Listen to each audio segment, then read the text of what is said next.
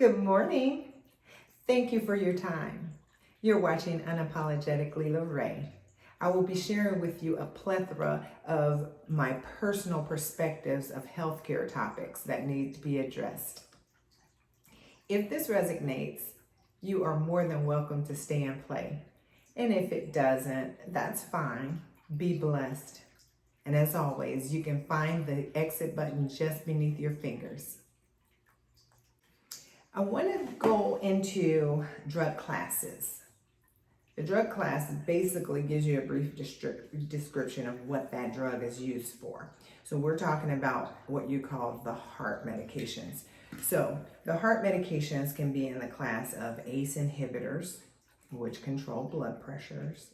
They bring down high blood pressures by mechanisms of regulating the fluid amounts and fluid flow through the kidneys.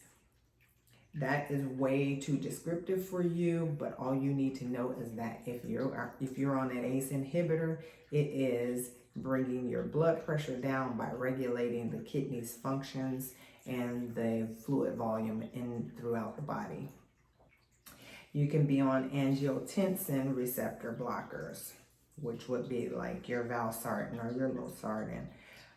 These sartans, also brand names, Cozar, Diovan, there's so many of them out there. So, but these also regulate your blood pressures, high blood pressures, by working on receptors within your hormonal receptors within the kidneys and the way that they work. You have antiarrhythmics, which control like the way that the heart rhythm is. Your regular, normal, healthy heart beats lub-dub, lub-dub. That lub-dub can sometimes be interrupted by different things. Activities, drug use, illicit drug use, polypharmacy, which is many different medications, and they're all working around and against one another. Also just old age. I hate to say the word old age, but old age. When the heart gets tired of doing lub-dub, it kind of starts doing its own thing. It marches to a beat of its own drum. So then you would need something like an amiodarone, which would be the generic name for a brand name cortisone. There are other antiarrhythmics like Digoxin, which is a generic name for a brand name Lanoxin. These medications are inotropic, and they help the heart squeeze better. So sometimes that heart just barely wants to do work because it's tired. The muscles are weak for whatever reason.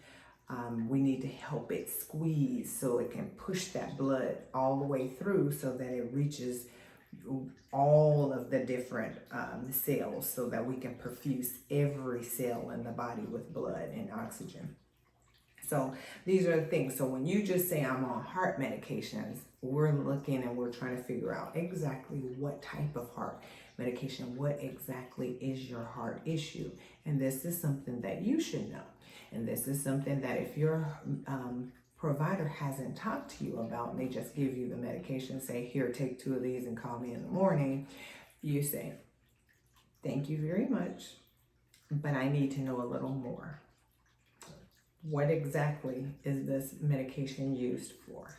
What exactly is wrong with my heart, or why is my blood pressure not able to sustain at normal measurements within normal limits? Also, these are things that your doctor should talk to you about. There is also such thing where your blood pressure is low all the time. It's so low that it's barely perfusing all the cells in the body. So then we give you something like a midodrine that will help raise the blood pressure. So there's so many different things that could go on, and you guys, I just want you to be aware. So I don't need to take your whole day today, but I wanted to get down and dirty about medications, making sure that whatever you're taking a medication for, you understand, you have sat down with your provider and you completely understand why you're taking it. Oh, before I let you go, let's talk about this is another issue that I've learned.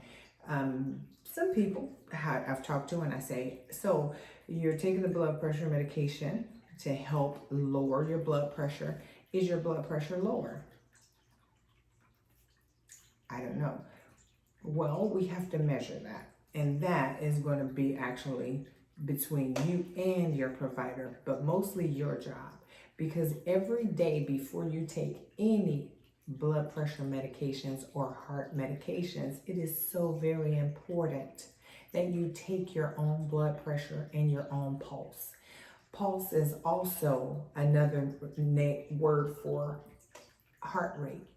So you can touch your radio right here on the side of your thumb. Just bring your 2 fingers up and drop it down in that groove. Bring your thumb back, and you will feel that pulse or heart rate. Look at a clock for 60 seconds, and however many times you feel that thud is your heart rate. But if you have a blood pressure machine, that blood pressure machine should tell you what your heart rate is. It will either say heart rate or it will say pulse. Those are interchangeable words, terms for your pulse. If you are on beta blockers, it's so very important that you understand what that heart rate is, because beta blockers, they can be prescribed to control blood pressure, but generally they're being controlled to control the rate, because some people's love dub, it's just way too fast.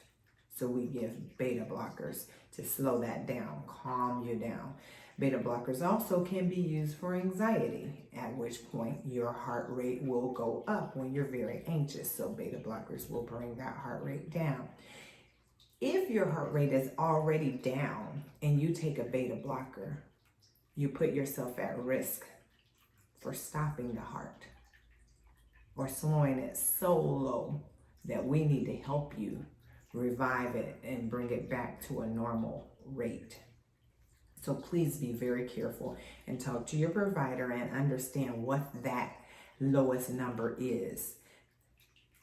In general, if that heart rate is below 50, you should hold off on that medication, but you need to double check with your provider what their preference is. So many people who have blood pressure medications have a cardiologist. If you have a cardiologist, it is preferred that you talk to your cardiologist about your blood pressure medications. I have nothing against primary care professionals, but primary care professionals do have assistance or help, people who help with this whole body system. So when you have been referred to a specialist and you have a specialist on board, please talk to your specialist about the special things that are going on with your body. You have watched another segment of Unapologetically Lorraine. I truly appreciate, as always, I really, really appreciate you sharing with me your most valuable asset. As we have addressed some of the health concerns in our community, I would like it if you were blessed by this information that you would like, share, subscribe, leave a comment. If there's any healthcare concern that you would like to hear me talk about, please, please, please reach out to me if you know how to reach out to me. If you don't have direct contact to me, leave a comment in the box below, and we will definitely address those concerns. But until next time,